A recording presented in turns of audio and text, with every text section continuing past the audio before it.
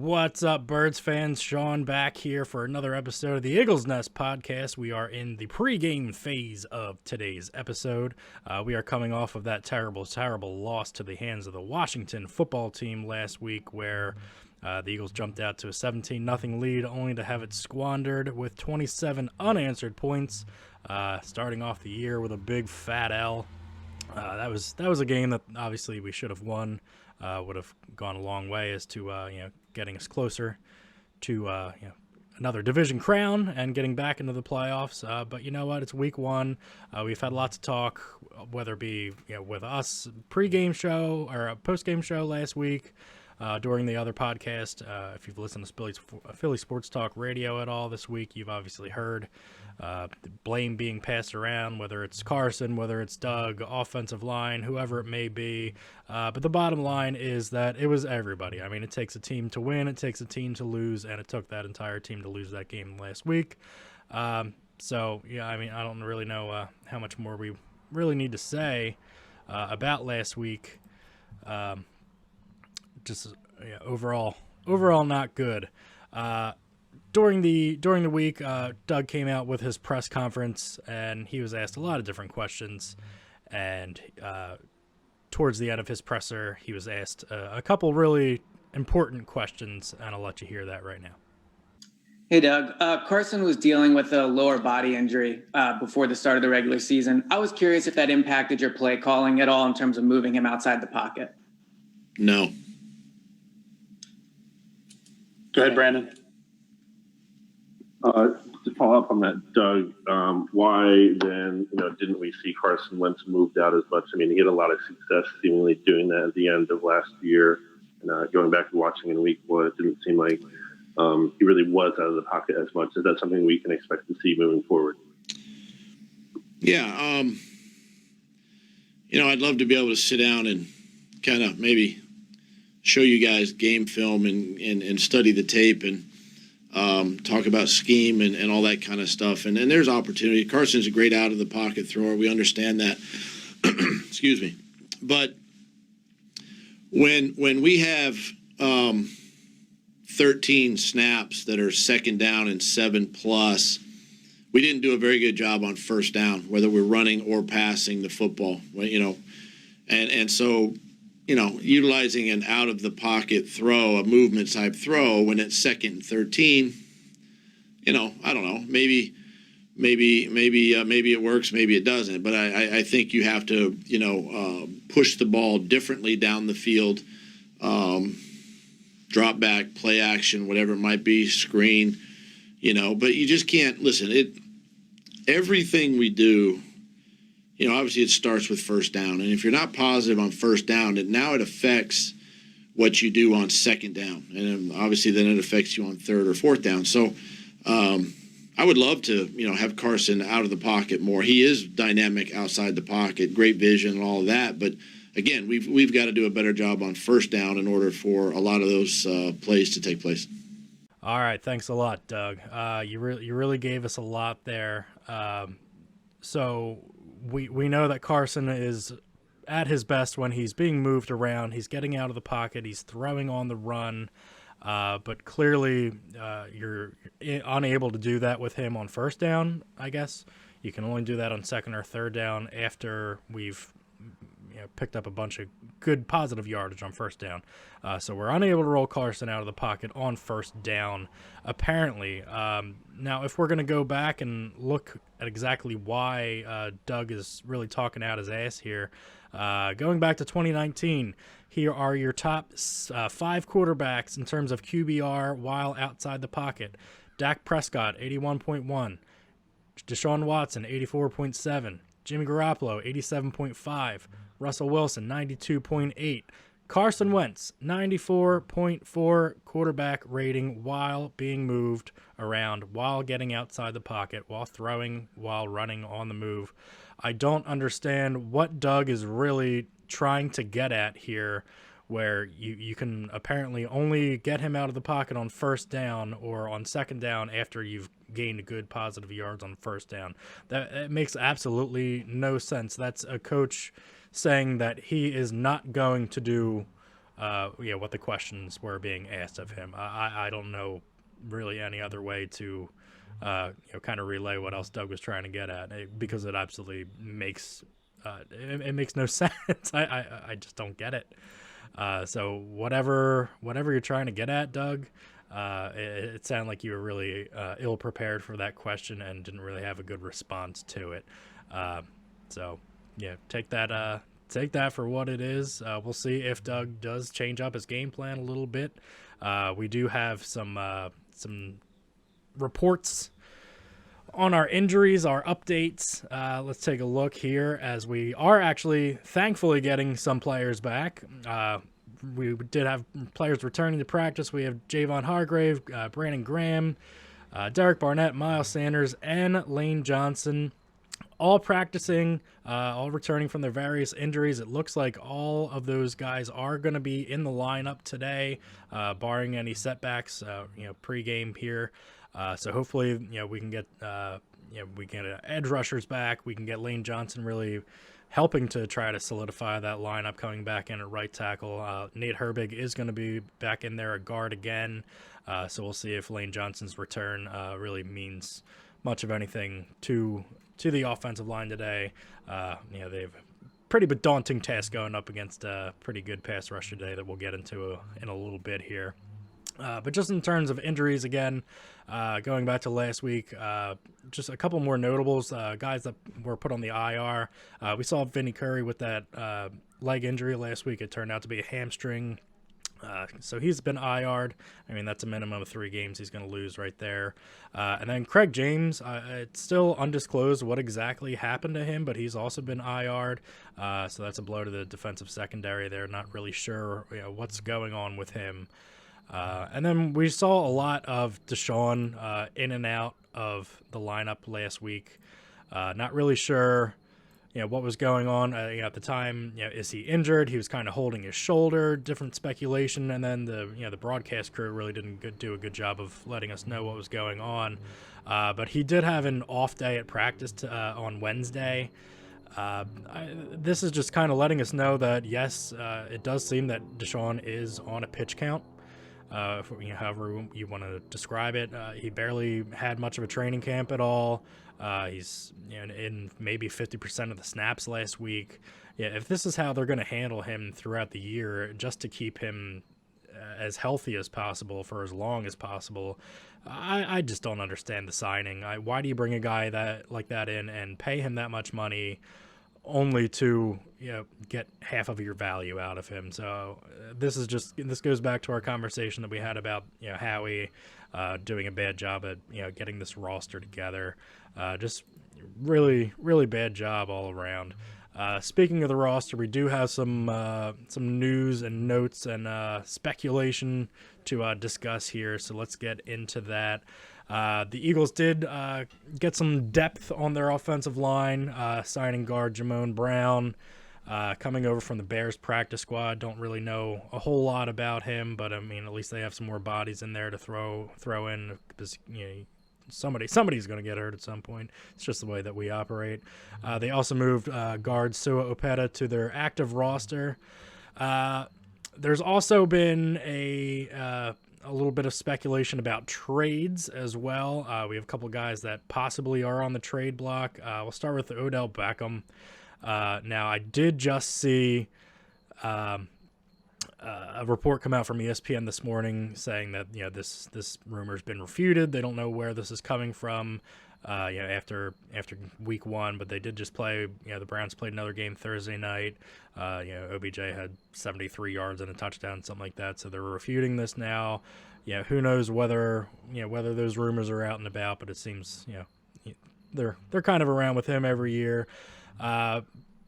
Bears receiver Allen Robinson is also seemingly wanting out of Chicago.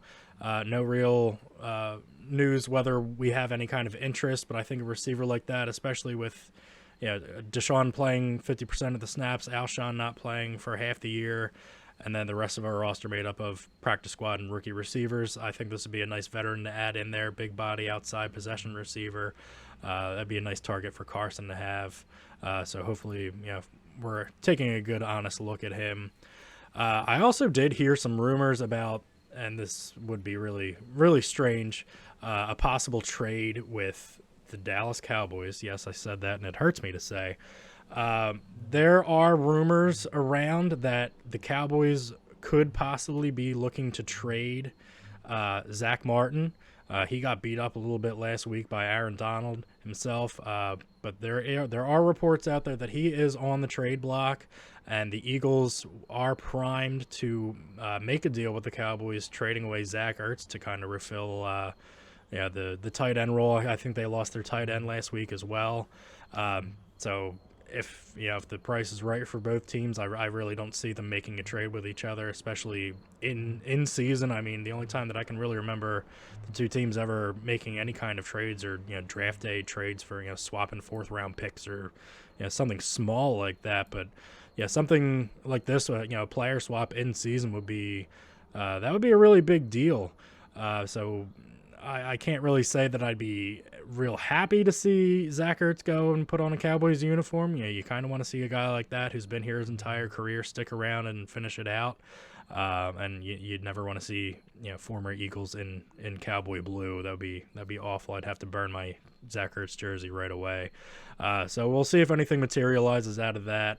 And then another one, Devontae Freeman. Now I had listed here early in the week of a possibility for them to bring in. I mean, we do have Miles Sanders returning to the lineup today, but we saw how Boston Scott and Corey Clement, kind of handled the starting role in their split time last week. And I mean, neither one of the guy they couldn't pick up blitzes. They couldn't gain anything on the ground. I believe there were just 17 rushing attempts combined. So they're going to need a nice solid backup there, and I think Devontae Freeman is a guy. Obviously, he's still unsigned. He's been out there, all off season. They are actually bringing in this coming week.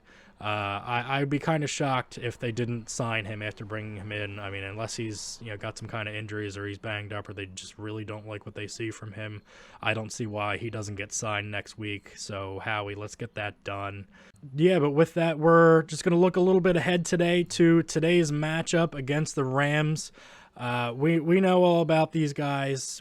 We've kind of handled them the last couple of years. We have Carson Wentz and Jared Goff tied together, being number 1 and 2 in the draft of their draft years. You have the receivers. You have your Robert Woods. You have your Cooper Kupps for Goff to chuck the ball up to. No more Todd Gurley. He's moved on to the Falcons. So not a whole lot to be too worried about offensively. I don't think Jared Goff is not even a good quarterback. I think he stinks. I think he's one of the most overrated quarterbacks in the league. I mean, he's pretty terrible. I'd never want him on my team, to be honest with you. Every now and then he'll put up some numbers. They're kind of just padding in my eyes. But I mean, in terms of matchups, we're going to have to worry about, those two receivers like we just talked about. You're going to have your Slay. I don't know if they're going to have Slay, specifically shadowing either receiver, kind of like they did with him and McLaurin last week, or if he's just going to play his side. So it'll be a nice test for our D-backs to, get a little work in today against not just one, but two pretty good receivers out there. Real nice test. But the real matchup, highlighted matchup to look up for today, is Aaron Donald. The guy is just an absolute beast. He's for my money, he's the best defensive player in the league in all of football. I mean, if people want to compare him and Fletcher Cox, it's not even anywhere remotely close. Aaron Donald, I don't care how many guys you try to put on him, 1, 2, 3, 4, put the entire offensive line out there against him, he's going to get through. So like we talked about, I mean, last week, the goal was for Carson to stay upright, keep the pressure out of his lap and get the ball away and not put himself in bad positions. That's going to be even more apparent with a guy like Aaron Donald coming for you. Like we just said, the best offensive player in the league, interior line. That side's going to have a lot of difficulty. I think Herbig's really going to earn his paycheck this week trying to keep up. Interestingly enough, I believe in the games that he has played against us, he has never recorded a sack. I'd put money down today that he does. Really would, with the way that porous offensive line has been. So we'll see. Yeah, are we going to get some extra chips in there? Are we going to change up the formations a little bit? Are we gonna, what are we gonna do? Rams seem to be relatively healthy. I don't really see any notable names on their injury report. So it should be a pretty even up game in terms of starters actually playing over backups, and we'll see how it goes. We'll be back at halftime to kind of see how things are going. But before we do get out of here, I needed to mention something today. Last week I kind of had my little bitch rant fest at the end there. So today I think I might just keep that going. If you're from the northeastern part of the country, we like to complain and do some bitching over here. So I'm gonna make this a regular thing. I'll find one thing to bitch about every week, and this is gonna be tailgating. Now, last week it was the crowd noise. I thought it sounded really terrible, really awful. Today is our first home game at the Link, and there are no fans allowed in the stands, and not only that, but there are no fans allowed to tailgate outside of the stadium in the parking lots. Just a crying shame. If you know anything about what's going on in the city of Philadelphia right now, we have homeless encampments everywhere, blocking off major stretches of streets and roads and things like that. And that seems to be okay, but we're not allowed to have fans out there, cooking and grilling and having a good time and, celebrating our birds. So all around, bad job, city of Philadelphia, bad job, Mayor Kenny, bad job, coronavirus, bad job all around with that. So that's going to do it for the Eagles Nest pregame show. We will see you back here at halftime, hopefully with some good reporting, some good favorable Eagles scores, and I don't want to be repeating the same things that I said last week. Until then, go Birds. All right, Birds fans, we are here at the half, week 2, Eagles-Rams. We have a 21-16 slight lead here, the Rams, over our Birds. Heading into the half here, really up and down half for the offense and the defense. Just take a quick look at the offense.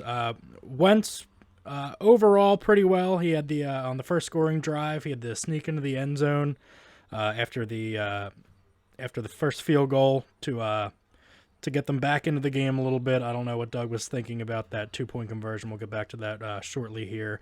But Wentz saved for one really bad pass, totally missing Zach Ertz on a third down, to really end a drive there. Luckily, the special teams helped them out with that fumble recovery late in the second quarter, which led to the Miles Sanders 1-yard touchdown run to get the Eagles to a 21-16 slight deficit here. Offense, like I said, offense has been playing pretty well. When they've gotten momentum, they've really done a good job moving the ball up and down the field. The offensive line is really holding up pretty well, especially against a pass rush led by Aaron Donald. So you got to give kudos to the guys getting in there. Sayamalu did go down. Matt Pryor came into the game, so we'll look to see what's going on with Isaac. But yeah, you got to give your hats off to the guys on the O-line, the big nasties today. Lane Johnson seems to be solidifying that anchor spot there on the end of the line. This story really is about how badly the defense has played so far today. Whether it's pass rush, they're not getting home. They do have one sack. Brandon Graham did get home towards the end of the second half or second quarter there. But by and large, Goff has been able to just sit back all day. I mean, they've been bootlegging out. They've been showing different things. Doug Peterson needs to take note of what they're doing and kind of implement some of their game plan to use against them, because what they're doing has been working. The defense really hasn't gotten much in the way of stopping. The special teams, like we did say, they're did come up with that big fumble recovery, forced fumble. Cooper Kupp's got to be kicking himself for that one, putting the Eagles in a really good spot to get some points off a turnover there. Jim Schwartz really needs to make some big halftime adjustments here. Like we said, with the bootlegs, it's there all day. Every time they do it, it's there. They're really telling. The offense is really telling what they're doing. The way that they're lining up, you can hear the broadcast crew, Chris Spielman. When they're lining up this way and they're showing this, they're bootlegging every time, and there's nobody even on the other side of the field to cover it. It's just insane how they haven't done anything to really remedy that. So we'll look to see what adjustments can be made quickly here at the half. And then in terms of what the offense is doing to adjust, I mean, I am seeing Doug kind of start to change things up a little bit. We did get a couple Jalen Hurts gadget plays in there where he's been mainly used just as a decoy. But at the same time, this is giving the offense a new look, and it's giving the defense something else to think about. Now, last week I talked about Doug not making adjustments, not switching things up out of his base offense to where you really had to get the defense moving, and it seems like they're starting to implement that here today, especially with getting Jalen Hurts into the game. And not only is he a threat with the ball, but he's a threat without the ball, simply because it gives them something else to think about and another person to cover. So I want to see more of that. I don't mind if Jalen Hurts is in, as long as it's productive, but I want to see the ball getting pushed downfield at the same time. But I do want to see more creativity with Doug's offense. I still am waiting to see these speedy wide receivers motion into the backfield and showing different looks. So maybe with Jalen Hurts getting in there, this can kind of start to open up the playbook just a little bit. Has DeSean Jackson been out on the field yet? Anybody seen him? I don't know if I've noticed him. Jalen Reagor needs to start holding on to the ball and get rid of the dropsies that he's got going on as well. We did say that Wentz missed that one bad pass to Ertz on that third down, but by and large, he's been pretty accurate, and his really only incompletions for the most part have been drops. Miles Sanders did look a little rusty off the bat, but he seems to be finding his footing there, especially with that 1 yard touchdown run getting him back in there. Hopefully he's energized, he's refocused, and he's going to get his adrenaline flowing a little bit more. Defensively, we just got to, like we said, make the adjustments. I don't know if they need to just bench Nate Gary altogether, because that guy is just an absolute stiff. I watched him blow at least 3 or 4 coverages that have led to big plays for this Rams offense. And when you have a guy like Jared Goff, he's obviously he's hot today. Started off 13 for his first 13, but that's more of a product of the bad defensive play that the Eagles have shown here. Jared Goff is not a good quarterback, in my opinion. So when you have a guy who's really not all that good lighting you up, that really says more about you than it does for him. So adjustments need to be made. Hopefully they will be. The Eagles really got a lot of momentum coming back from they were down 21-3, and here we are with a 5-point deficit here. Rams do get the ball coming out of the half, but we'll look to see if the defense can step up and make a play and get this offense the ball back. We will be back after the game with our post-game recap and thoughts. Until then, go Birds. All right, Birds fans, we are back with the Week 2 post-game show, the Eagles Nest podcast here. Getting ready to break down what I feel like is going to be becoming a pattern here.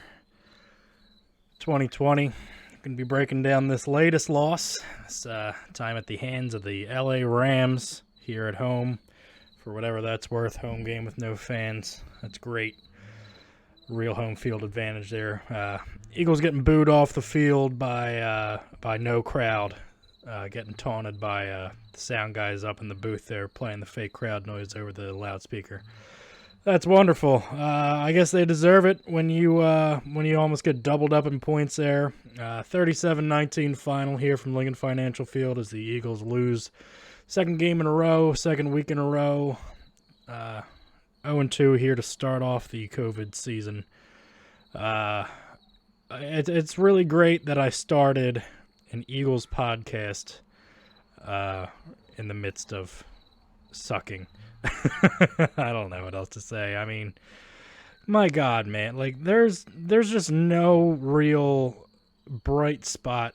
You can say the running game is a bright spot today, I guess, but ultimately, we lost in poor fashion. No real glimmer of hope. Nothing in the pipeline to make you excited to be an Eagles fan here. I feel like I'm a kid again in the 90s with the teams that we had back then. So yeah, you pay dearly for that Super Bowl win in 2017. I'll take it. So we're going to be breaking down the good, the bad, the ugly of this 37-19 loss to the Rams. Going over some pregame scouting reports and predictions. We thought that Aaron Donald was going to have himself a day. He's going to make Carson's life a living hell. the offensive line isn't going to hold up. They're going to maybe 9 sacks instead of 8 like they had last week. No, the line played well. They gave Carson ample time to make his reads and drop back 3, 5, 7-step drops. Doesn't matter. He had time. They played well. Even after Isaac Sayamalu went out and Matt Pryor had to come in and play another position, even though apparently he sucks. He held his own as well while he was in there, and I think Lane Johnson coming back really had a big effect, not only on just the play of the rest of the O-line, maybe their morale as well. They're probably licking their wounds a little bit from last week, looking to come out and rebound and make a big statement that they're not going to be pushed around. And for the most part of the game, I think they did a really good job, giving Carson time and protection. We're gonna get into this. Why did we lose 37-19? Let's start on the defense. The defense is really where I'm gonna lay the lion's share of the blame today. Now, obviously, you let up 37 points to any team in this league, and that's really going to call into question, how much your defense really came to play and came prepared. And the answer to that question, how prepared were they? How ready to play were they? Not very well, not at all. They came out and they stunk it up. I mean, you had Fletcher Cox asserted his dominance for a handful of plays. Other than that, I can't give anybody a good mark. Darius Slay had a cool tackle one time. That's about all that I want to say positive about this defense. I don't know how you're expected to win. Now, this comes especially after last week. Now, the defense really skated away without much or any kind of blame for letting up 27 points last week. You attribute it to turnovers and short fields and, just giving Washington really good field position. Well, the defense couldn't hold up. They did everything they could in a short field. They got to be better than that. Well, we saw what happened when they played with full fields today. We saw tight end Higbee go off for 3 touchdowns. We saw Jared Goff look like an actual number 1 draft pick somehow today, which is more of a product of how awful our defense is as compared to how good he actually is. You make a guy like Jared Goff look like a world beater today, and there's no reason for it. He does nothing exceptional. He does nothing outstanding. He does really nothing that would solidify himself as a legit number 1 overall draft pick in this league. And then you look at what he actually did do, which really isn't remarkable. You take the 3 touchdowns to one guy out of the equation. He really didn't do. He really didn't do all that much, even though he threw 3 touchdowns, right? Well, you look at the busted coverages, and you look at how bad Nate Gary played, especially trying to cover Higbee, or just play football in general. Jared Goff, 20 for 27, 267, and 3 TDs.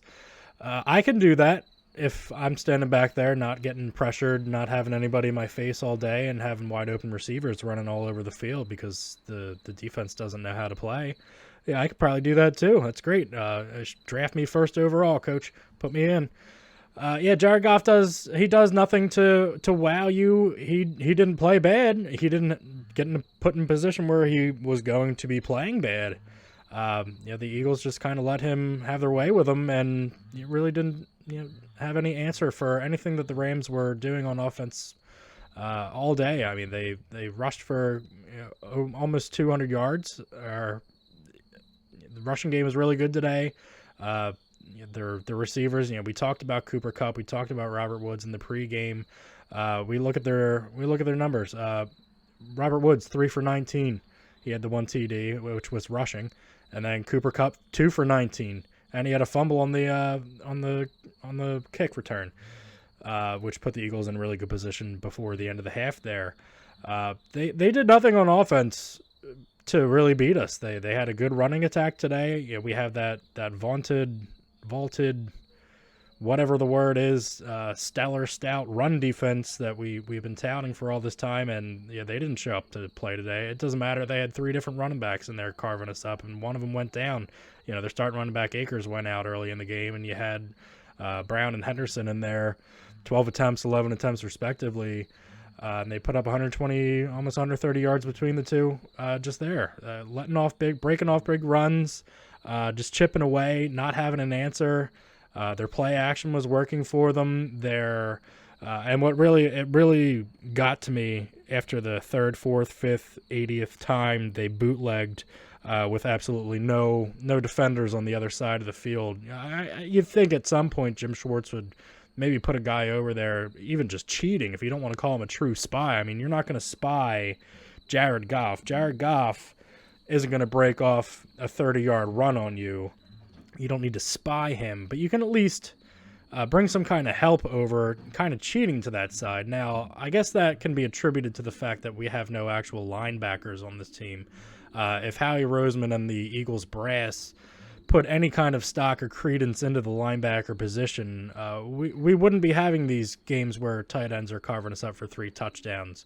We wouldn't have a stable of running backs putting up 150-plus yards on the ground. We wouldn't have a lot of these defensive issues that we have going on consistently, and that's attributed directly to Howie Roseman, the GM, not putting any stock into different position groups. And the linebacker position group as a whole is probably the position group on this team that has been neglected for the longest amount of time. And it's not just Nate Gary. I mean, it's guys like Fletcher Cox making $100+ million, showing up for a handful of plays, largely not doing anything else, not getting pressure on the quarterback, not getting any kind of a pass rush.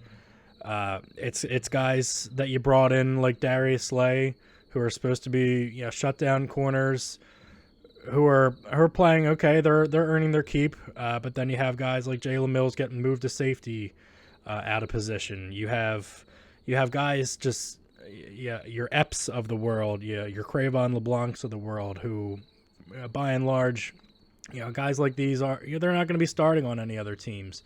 We're throwing guys back there to try to stop the bleeding, and they're really not up to snuff to be able to go out there and be difference makers. That's the theme I feel of this season. What it's going to be, a lack of not talent, a lack of difference makers. We don't have anybody on either side of the ball at this point, week 2, 0-2, who are making positive.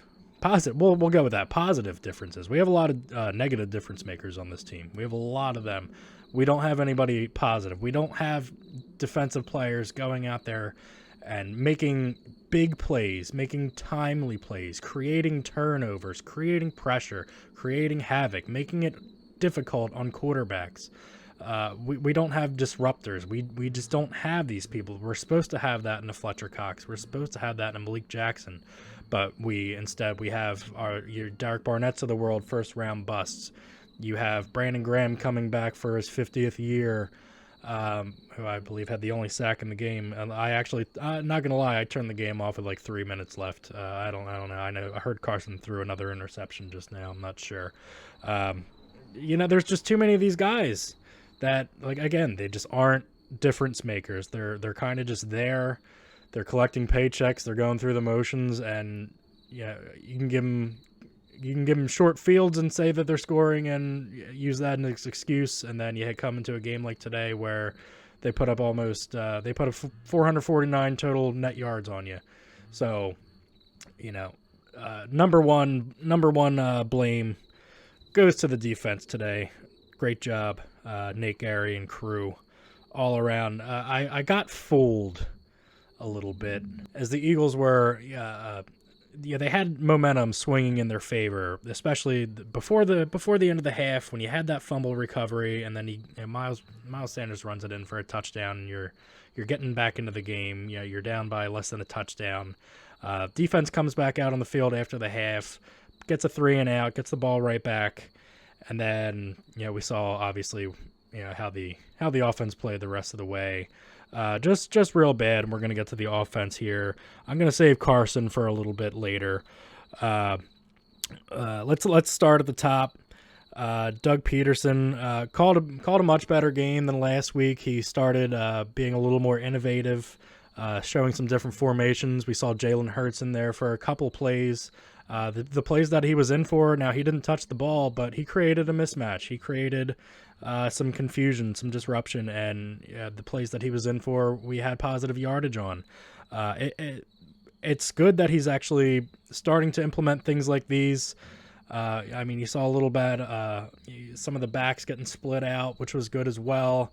I need more consistency with that. I need more. I don't want to see just a handful of these plays. Now, I'm not saying I don't want a wildcat offense. This isn't a college offense by any means. We're beyond that by this point. But when you're continually not being innovative and pushing the envelope and keeping the defense on their toes, days like these are going to happen. Now, obviously, different players are going to factor into that. Like I said, we're going to talk about Carson in just a little bit. But I did give kudos to the O-line. I want to give another shout out. We'll give Miles Sanders a B+. He had a pretty strong game, first game back after his hamstring coming back. Did put the ball on the ground, but he did run 20 for 95 with a TD, that 1-yard TD before the end of the half. That was really big momentum-wise. He had a good game. He did look a little slow off the bat, not catching up to some passes that were thrown his way, things like that. Boston Scott came in. He was 4 for 19, caught a couple passes as well. Now, when you have Boston Scott in the role that he was in today, not as a starting running back like he was last week, but that's more of his specialty role, the little change of pace guy. You heard Chris Spielman over and over again on the broadcast. I don't know how you find a guy so small behind these offensive linemen that are a full foot taller than I'm trying to find. So when you can have that switch up, that change of pace, that's when a guy like Boston Scott's going to be way more effective. So the Eagles' rushing attack today is probably their, other than the offensive line, which go hand in hand. They did a pretty good job. So at least one glimmer of hope there with the run game. DeSean Jackson, first half of the game, not sure that he saw the field. Don't know if I remember seeing him at all in the first half. He did come back strong in the second half, 6 for 64. He was really snagging a lot of the outside sideline passes. He was wide open a lot. That's kudos to him for getting himself open. The guy does know how to run a route. He can break off of his routes, and he's getting those curl routes, the sideline routes, and it looks like there's nobody around him on the screen. That says a lot about his route running ability, which is something that's desperately needed on this offense, especially when you look at the rest of the receiver core. Where we have Zach Ertz 5 for 42, really didn't factor into the game very much. Jalen Reagor had 4 for 41. He had a couple drops as well. He took some shots coming across the middle on slants. He got popped a couple times, a couple drops, things like that. I mean, he's going to get better out of the group. I feel like he's got the most upside, and hopefully he should for a first-round pick. But you want to see him be a little more sure-handed and more fearless coming across, because that's really been a sore spot that we've missed. You don't have an Alshon now. He's not a speedy guy by any means, but he's a guy who's going to run a quick slant across the middle and be your possession guy who's going to catch those balls, which we're missing. That guy should be J.J. Arcega-Whiteside, but as you can see, the dude can't run a route to save his life. He had a drop today. He didn't even show any kind of fight for that ball that got picked off in the end zone. You can say that's a bad decision on Carson Wentz. That's one of those plays where if it works properly, you think he's pinpoint accurate, and you're going to be praising him up and down. And then obviously he gets picked off, and people are wanting his job now. I really do attribute at least half of that play to JJ. He didn't run the route properly. He was supposed to be coming back across the middle, right where the ball was thrown. He kind of just kept fading off towards the goalpost there, and didn't really get where he's supposed to go. Didn't show any kind of fight for the ball whatsoever to even try to deflect it or break it up. The guy just doesn't really seem like he's there. He doesn't really care. And those aren't guys that we need on this team right now. We can't be wasting draft picks on guys like these second-round draft picks that you can't see the field, and when they do, they're more of a detriment than they are a help. You can't have guys like that. Sanders caught a couple, Scott caught a couple, Dallas Goedert 4 for 30, Greg Ward 1 for 5. I mean, why is Greg Ward not getting JJ snaps? There's absolutely no reason at this point for him to ever see the field again. Give me more Greg Ward. It's kind of sad that one of your best quote unquote weapons on offense outside of your tight end group is a guy that's a career practice squad guy. So that goes back to Howie. That shows you one of your best players on offense, quote unquote best players on offense, is practice squad, former quarterback converted. Good job, Howie.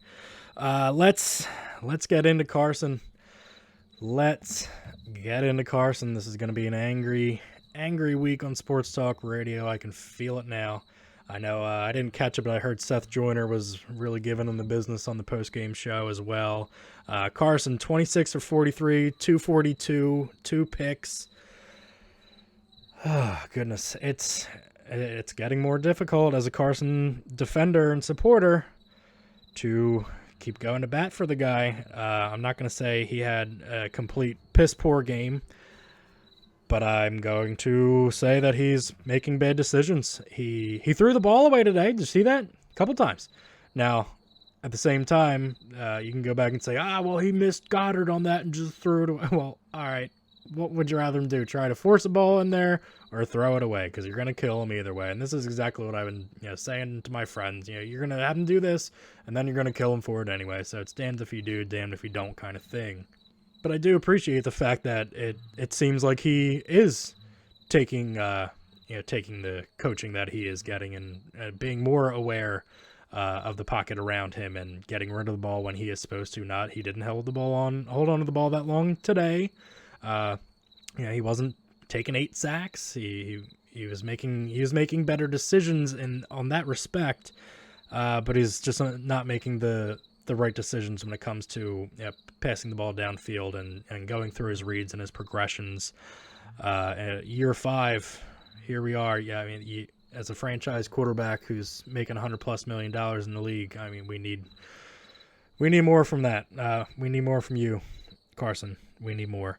I understand you might not be working with the best receiver group out there, but you can't hang it on the O-line today. You can't hang it on the running backs not helping out to block, things like that.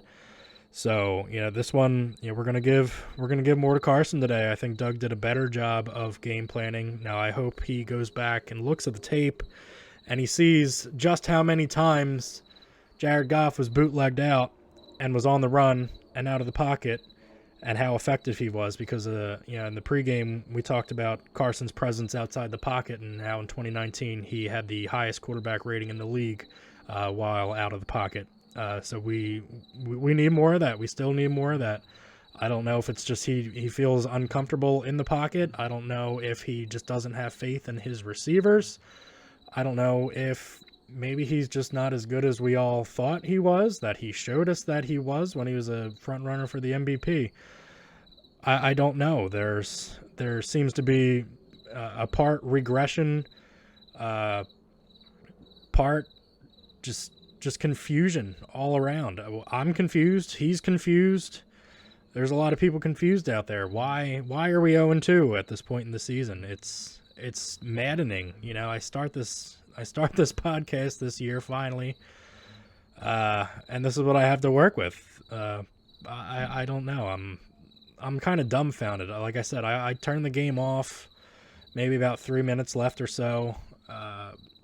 I didn't even see their last touchdown that the Rams did score, thankfully. Yeah, it's a real one that we're going to be left chewing on all week. Bad taste in your mouth.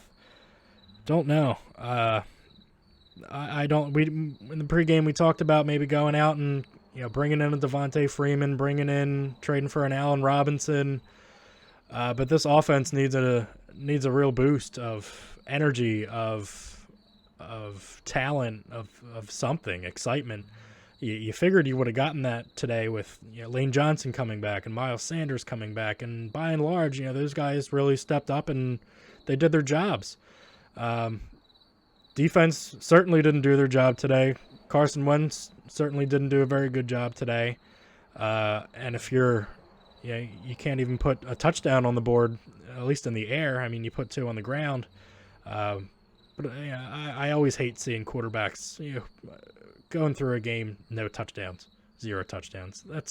It seems like that's a rarity in the league anymore. So as the week goes on, we're going to hear from the players, from Doug, press conferences. We'll hear various injury reports, see who's practicing, who's not practicing, what to look out for next week. Today was a really, really tough day for injuries league-wide, particularly with the 49ers, man. They lost Nick Bosa, Mostert went out, Jimmy G went out.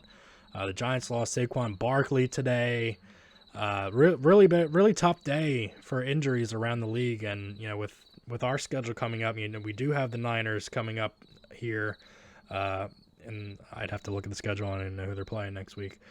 Maybe it's the Niners, but whatever the situation is, guys are getting banged up, and we talked a little bit about it last week, especially with these soft tissue injuries. I think it's Bosa and Saquon, I believe, are both feared to be season-ending ACL injuries. So I mean, is it a product of a lack of training camp, preseason, off-season program because of COVID, the shutdown, the lockdowns, everything like that?